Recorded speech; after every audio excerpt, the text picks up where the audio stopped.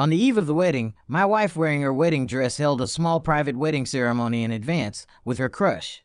Afterward, her crush even made a post writing, "Caro, even if we can't become real husband and wife, being able to hold a sacred wedding with you still counts as me having married you." The post was accompanied by a video. In the video, my wife's crush knelt on one knee and confessed his love to my wife Carolina with deep affection. Carolina was so moved in the video that she burst into tears, crying until her makeup was completely ruined. At the very end, the two of them shared a passionate kiss. I quietly liked the post and left a comment, wishing you a lifetime of happiness together and lots of children. Just after I posted the comment, my wife called me. Her voice carried a trace of panic. "Oscar, Duncan and I just did this to make up for past regrets. After tonight, tomorrow I'll be only your bride." "No need," I replied calmly. "I'm a clean freak. I don't like things that others have already used." Chapter 1. After hanging up the phone, I didn't waste a single second. I informed all our relatives and friends that the engagement banquet was canceled. I also canceled the hotel reservations, including the wedding cars we had already booked. Relatives and friends began calling one after another, sending messages to ask what had happened, why the wedding date that had already been set was suddenly canceled. I gave them a brief explanation. Hearing that my tone wasn't very good, they didn't press further. I sat alone in the room, silent for a moment, then called my father. My father's serious voice came through the phone. "What's going on with you? Canceling the wedding banquet is a big deal. Why didn't you discuss it with me in advance?" "Dad, Carolina Moo and I aren't suitable for each other. Withdraw our cooperation with the Moo group." My father knows my personality. He also knows how deeply I love Carolina. If it weren't something I truly couldn't accept, I wouldn't have made such a decision. He was silent for a moment before speaking again. "All right, son. Did Carolina wrong you in any way?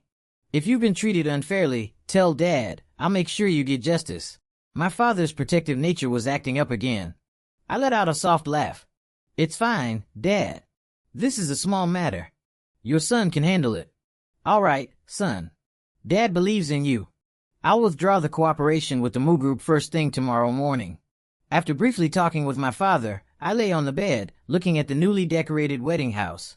The entire place was filled with festive decorations, overflowing with an air of happiness.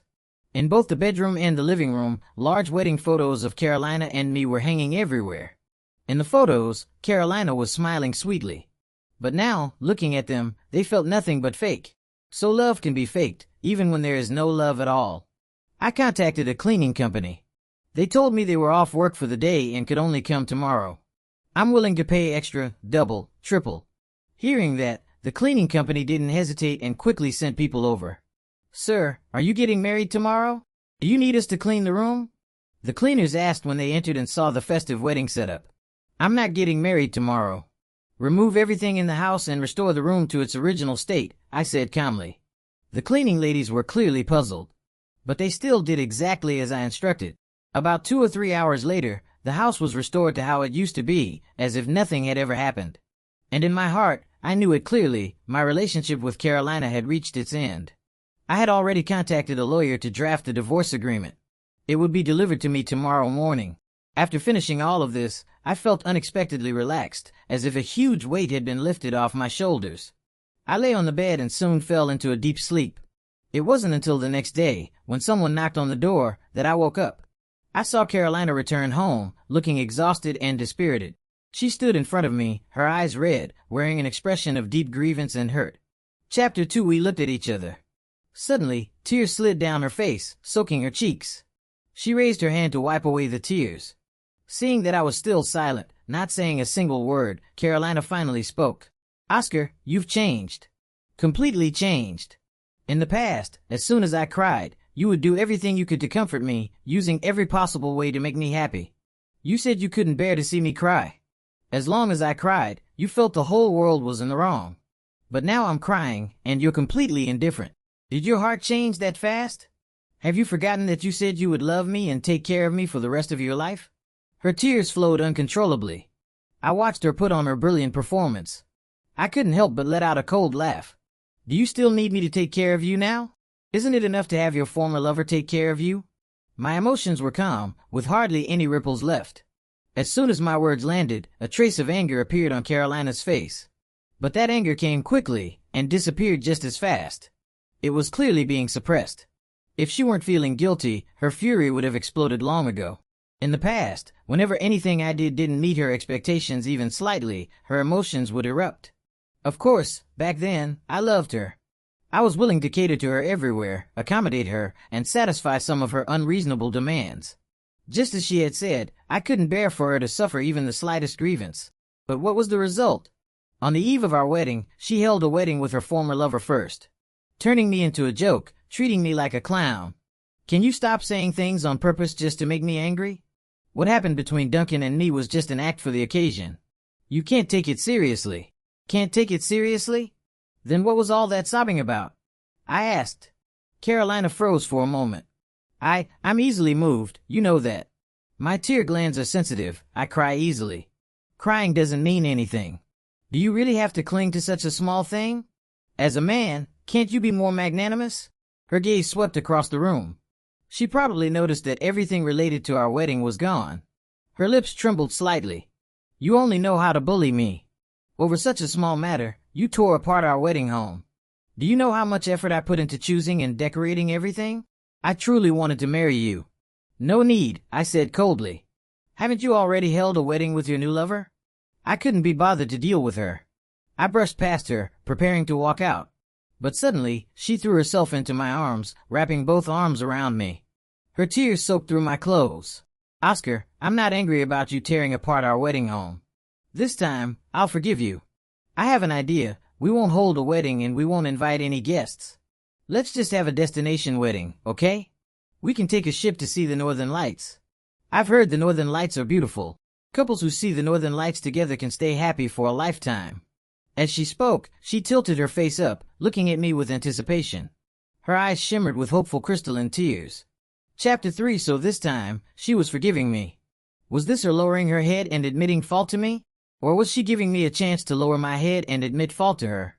In the past, if she had given me a way out, I would definitely have gone along with it. I used to tell her all the time that I didn't want our conflicts to last overnight. I didn't want negative emotions to keep piling up and then explode at some specific moment. So during our relationship, no matter who was right or wrong, I was always willing to apologize. But now, I couldn't do that anymore. I'm very emotionally exclusive. I reached out and pushed Carolina away. But instead of loosening her grip, Carolina held me even tighter, even rising onto her tiptoes to try to kiss me. In my mind, the image of her passionately kissing Duncan last night instantly resurfaced. Kiss me, Oscar. I increased my strength and shoved Carolina away, then instinctively took several steps back, putting distance between us.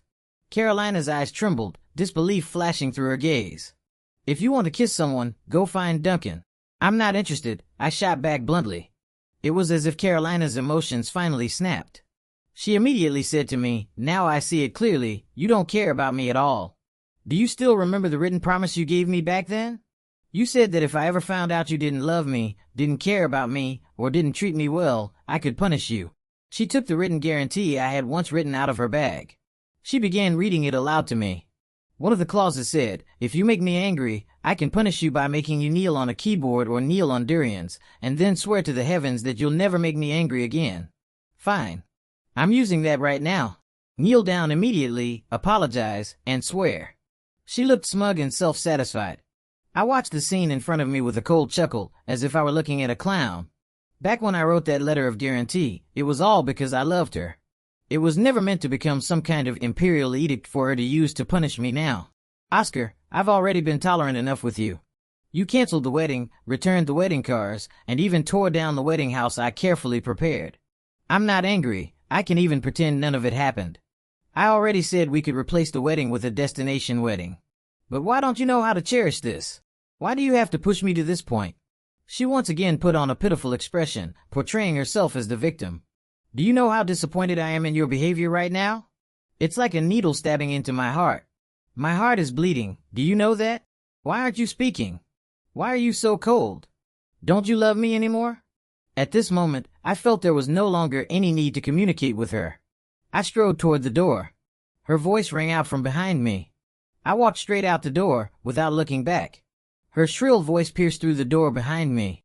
Oscar, stop right there. I'll count to 3. If you don't come back, you'll bear the consequences yourself. Chapter 4. These tricks used to work extremely well on me. Back when I loved her. She didn't even need to take out that so-called letter of guarantee. As long as she opened her mouth, to me it was an imperial decree. During the 4 years I was with her, with my help, her family's small company grew from earning only $100,000 or $200,000 a year to generating over $10 million in annual revenue. I spoiled her, loved her, and fulfilled every request she made. Including marriage, no matter what conditions she proposed, I never refused. The wedding dress she wore last night, when she held a wedding with the man she loved. I had used every connection and channel I had to find a world-class top-tier designer to custom make it. That was also her demand. I had once suggested finding a different designer. She flatly refused. She said that if the wedding dress wasn't designed by that specific designer, she wouldn't marry me. She was willful and domineering, but back then, I thought it was cute. Yet in the end, the wedding dress that cost me enormous effort and expense. She wore it to become someone else's bride. Thinking back on that scene now, I can only say my brain must have been kicked by a donkey. She asked for an $88 million bride price. I didn't hesitate for even a second before agreeing.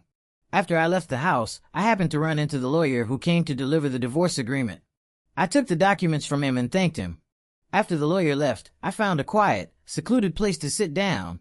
I read through the divorce agreement once. Not long after, my father called. "Son, we've already terminated the cooperation with the Mu family." "All right, Dad." "Son, if you've suffered any injustice, tell your father." My son isn't someone just anyone can bully. I let out a soft laugh. "I know, Dad. Didn't you say before that you wanted me to take over the overseas branch as the person in charge?" "Yes." "Why? Have you finally thought it through?" There was a hint of excitement in my father's voice. "Yes. I've thought it through. Once I finish handling things here, I'll go abroad in the next couple of days." "That's great, son. Dad really didn't misjudge you," he said excitedly. In fact, my father had brought this up many times before. He said I wasn't that old yet, and this was the prime time to focus on my career. I knew he was actually hinting that he didn't really approve of my marriage to Carolina. After all, he had originally wanted me to marry the daughter of the Tang group. He said marriages between families of equal standing were the best and most stable. He even told me that the Tang group's daughter was beautiful and highly capable. Back then, listening to him say all this, I only felt that my father was shallow. What era was this already, still talking about matching family backgrounds? I immediately rejected him and told him not to bring up the Tang group's daughter again. I also reiterated to him that I loved Carolina deeply, wholeheartedly. That in this lifetime, I would marry no one but Carolina. Seeing how firm my attitude was, my father didn't say anything more. At the time, when my father suggested I go abroad to take over the company, I also refused again and again, because I didn't want to be separated from Carolina. I wanted to stay by her side at all times. Thinking back on that mindset now, it was unbelievably childish. "Dad, once I finish dealing with things here, I'll go abroad." "All right, son." After talking with my father, I hung up. But not long after, Carolina called. At first, I didn't answer. It wasn't until she had called more than 10 times in a row that I finally picked up. A sharp, piercing voice immediately came through the phone. "Oscar, are you really going to be this ruthless? Why did you withdraw the investment from my family? Just because I held a fake wedding with Duncan, you're going to pull your investment from my family? You already canceled the wedding banquet, canceled the wedding cars, and tore apart the wedding house. I didn't blame you for any of that. I even thought you were just being willful and throwing a little tantrum, an expression of loving me. But now you've really crossed the line. You actually dared to withdraw your investment from my family. This time, I'm really angry." She unleashed a full-blown tantrum. Listening to her say all this, I genuinely wanted to laugh. And then, I asked calmly, "Do you believe that I'll divorce you right now and disappear completely, making you lose me forever, never able to find me again?" She threatened me harshly. In the past, it really had been like that. Whenever she was unhappy or angry, she would block my phone number and all other means of communication, then hide somewhere. I wouldn't be able to find her, and I'd go crazy searching everywhere for her. Back then, I truly loved her, deeply, and I was terrified of losing her completely. But now, I didn't care about her at all. "Fine. I agree. Let's get divorced right now," I said calmly. Her voice immediately became flustered and panicked. What did you say, Oscar? You actually dare to divorce me? Aren't you afraid of losing me forever?" Chapter 5. You're not afraid of losing me, so why should I be afraid? I said coldly. A woman who dares to be ambiguous with another man even during marriage. Why should I still hold her up, cherish her, and love her? All the sincerity I gave over these years, I'll just treat it as feeding it to the dogs. Why do you think of me as being so despicable? Haven't all these years of feelings between us been enough to offset such a tiny mistake? Carolina questioned me sharply.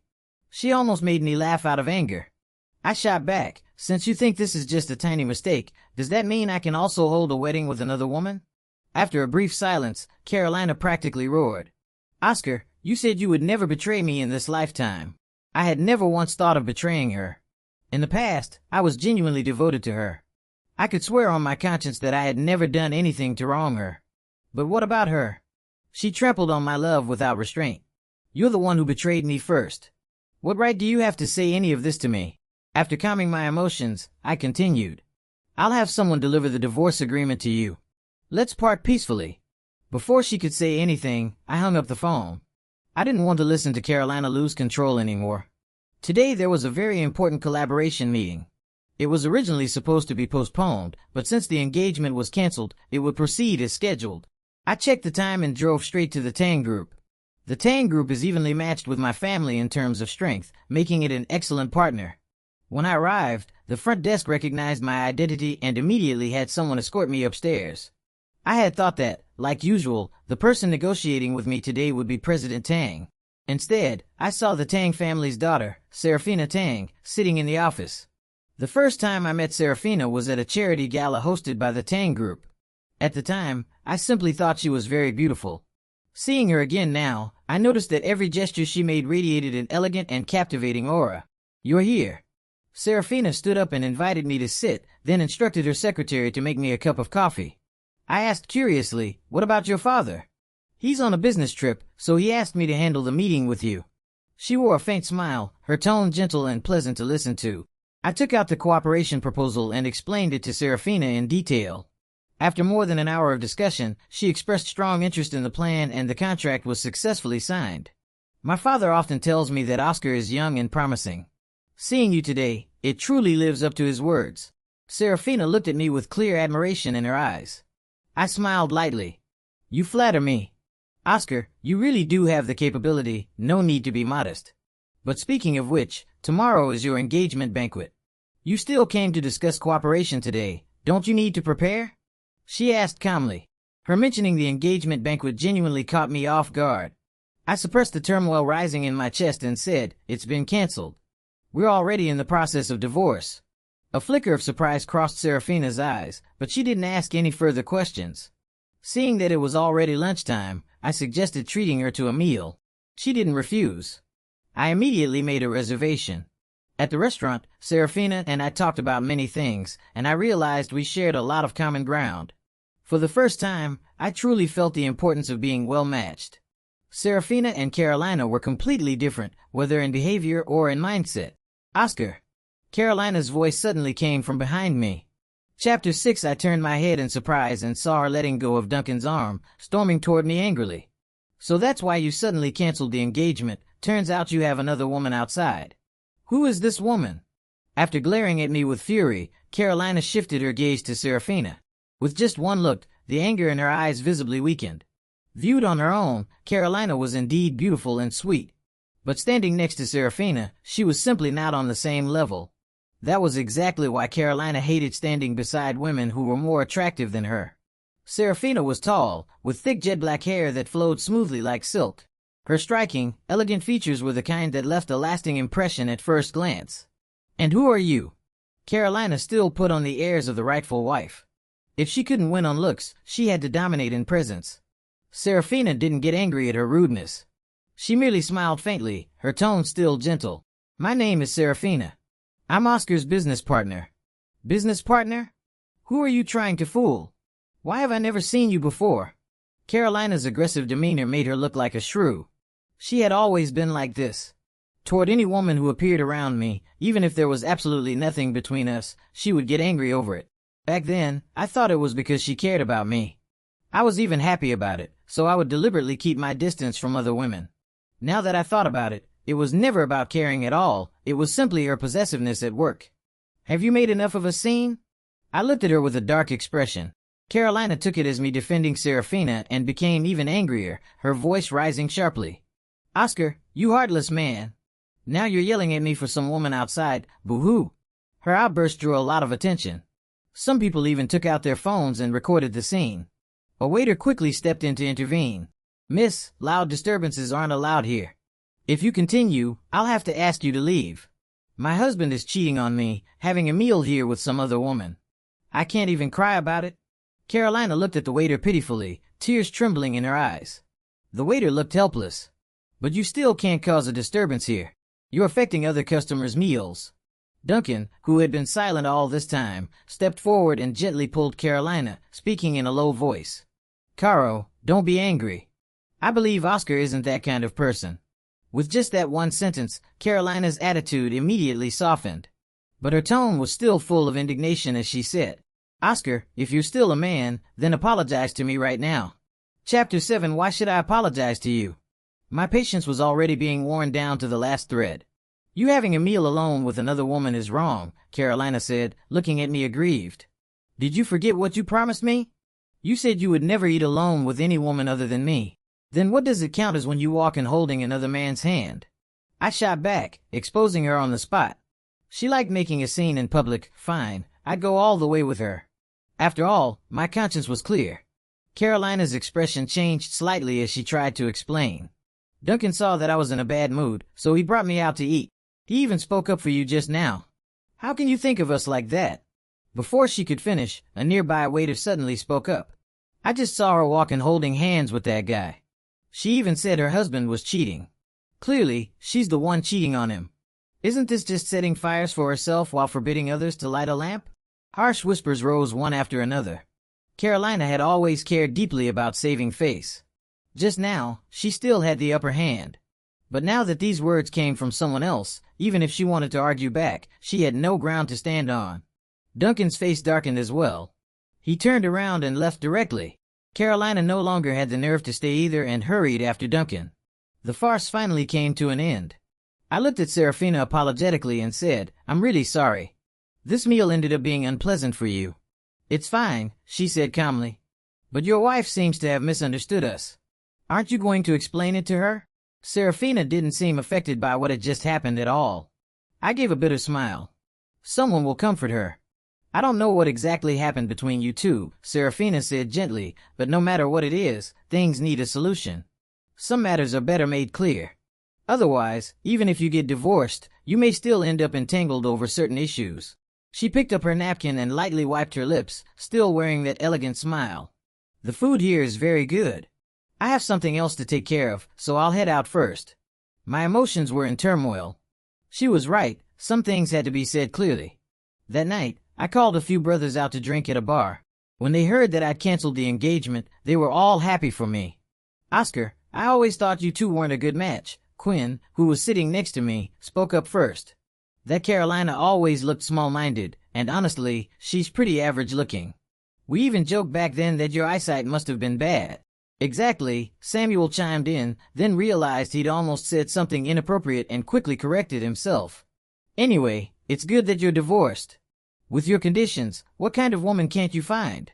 It wasn't surprising that they didn't have a good impression of Carolina. Every time she went out with me, she'd throw a tantrum over the smallest things, even in front of them, she never held back. She thought of herself as a high and mighty princess, believing everyone should cater to her. When I loved her, I truly was willing to treat her like a princess. But now, I didn't love her anymore. All right, enough about her. Drink, drink. I poured a full glass of alcohol down my throat. For some reason, it tasted bitter. Suddenly, the private room door was pushed open. Chapter 8 Carolina stormed into the private room in a rage, still holding the divorce agreement I had someone deliver to her. Oscar, are you really going to divorce me? She didn't care that other people were in the room. She questioned me out loud, as if I were the one who had done something unforgivable.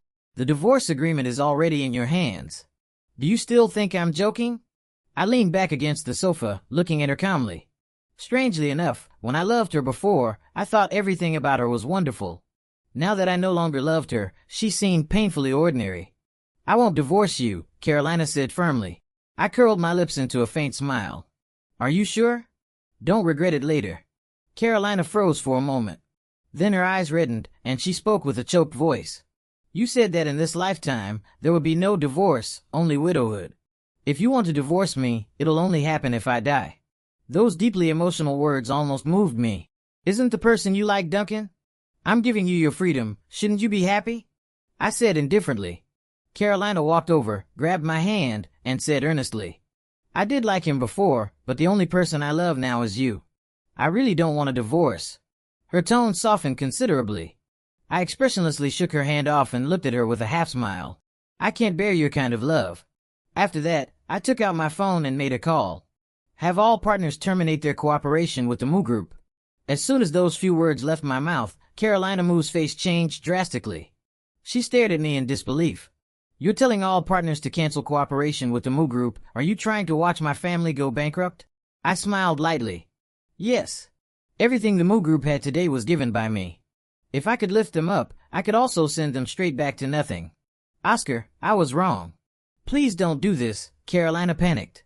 She knew very well that once all the partners withdrew, the Moo Group wouldn't last long before completely collapsing, and she would no longer be that lofty heiress.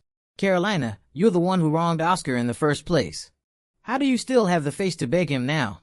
Samuel, who had always disliked Carolina's behavior, couldn't help but speak up. Carolina shot him a glare full of anger, but she still forced herself to suppress it. At that moment, her phone suddenly rang. She looked at the screen, and her face turned even paler. She answered the call and called out, Dad. No one knew what her father said.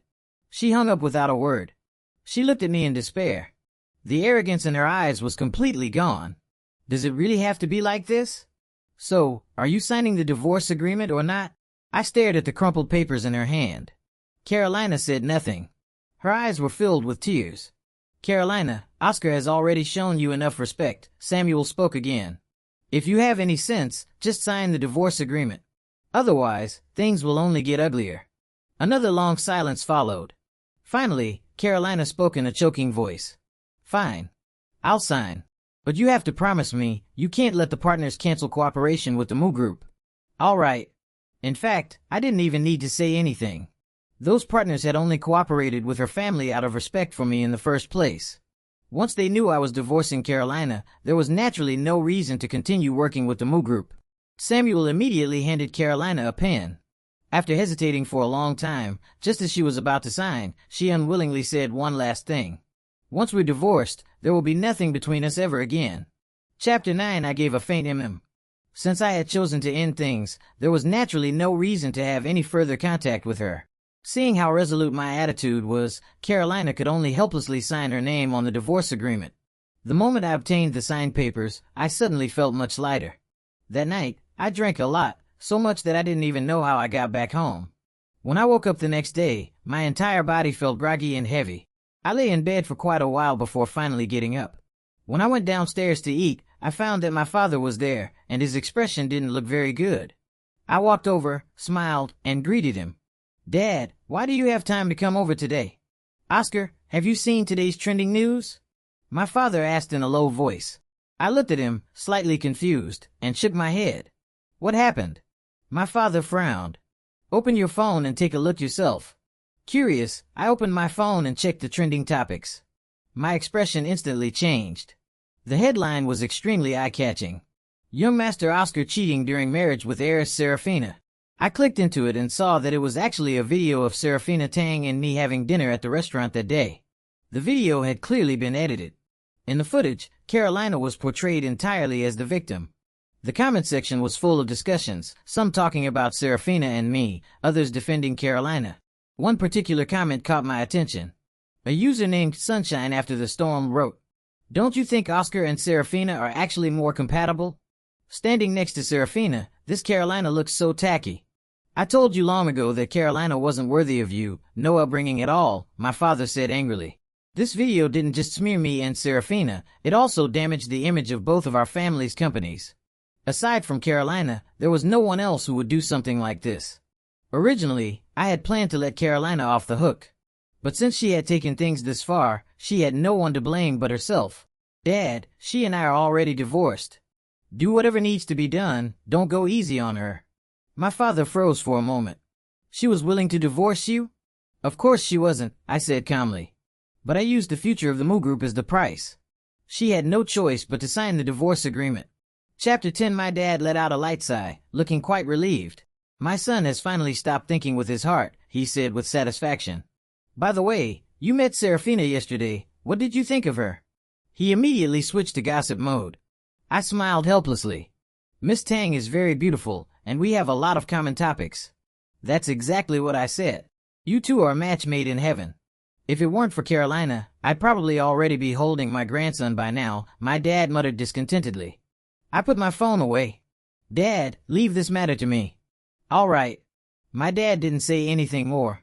After that, I had people collect evidence of Carolina cheating. She thought that by posting that video online, she could completely ruin me. How ridiculous. In less than a single morning, photos and videos of Carolina being together with Duncan were all sent to my phone. I forwarded all of that evidence to my lawyer and had him sue the person who posted the video. After taking care of everything, I told the servants to pack my luggage. All of this would be resolved within a day anyway. That evening, before leaving, I planned to get together with my brothers one last time. Just as I was about to head out, Carolina appeared out of nowhere and lunged straight at me. Oscar, I know you hate me, but why did you have to hurt Duncan? Carolina glared at me through clenched teeth, looking as if she wanted to swallow me alive. I frowned slightly and said calmly, When did I ever hurt Duncan? Are you out of your mind? Wasn't it you who told the lawyer to sue him? Carolina became more and more agitated as she spoke. I suddenly realized, so it was Duncan who posted that video. I had thought it was her. So what? What are you planning to do? Ask me to let Duncan go. I pushed Carolina away and straightened the clothes she had wrinkled. Sorry, I'm not a saint. Carolina looked furious yet completely helpless. If he hadn't spread rumors about me online, why would the lawyer have sued him in the first place? Watching how anxious she was for Duncan, I knew that this woman had never truly loved me. She claimed to love me, but in reality, she only loved wealth and luxury. Only I could satisfy her material needs. As for Duncan, he had accomplished nothing to this day. Make the lawyer withdraw the lawsuit right now, or his whole life will be ruined, Carolina said anxiously. I tugged at the corner of my mouth. Sorry, that's impossible. Instead of worrying about him, you should worry about yourself. My dad may have already told all the partners to cancel their cooperation with the Moo family. My dad had always been decisive. If something could be done this second, he would never delay it until the next. A trace of shock flashed across Carolina's face. She froze for a few seconds before finally reacting. Didn't you promise me you wouldn't let them cancel the cooperation? Why are you going back on your word now? I promised you, I replied calmly, but my dad didn't. I didn't bother with her anymore and got straight into the car. Carolina tried to chase after me, but she ran too fast and fell to the ground. Oscar, you can't do this. I'll hate you for the rest of my life. Chapter 11. She screamed at the top of her lungs. Hate me if you want. It didn't matter anymore. After all, we would never see each other again in this lifetime. The next day, the lawyer sent me a message saying that Duncan was definitely going to prison. As for the Moo family, since all the partners had canceled their cooperation, the company fell into debt overnight. I heard that Carolina Moo had gone crazy trying to find me, and that she was accidentally hit by a car while out on the street. They said it was pretty serious. As for me, I was already pulling my suitcase and had arrived at the boarding gate. Oscar, what a coincidence. Are you also going to Country A? A familiar voice suddenly came from behind me. I turned around in surprise and met a pair of clear, bright eyes. A hint of delight flashed through them. Miss Tang, are you going abroad today as well? Yes, Serafina replied with a gentle smile. My dad asked me to go manage the overseas company. What about you? Were there really such coincidences in this world? But whether it was a coincidence or not, it still counted as fate.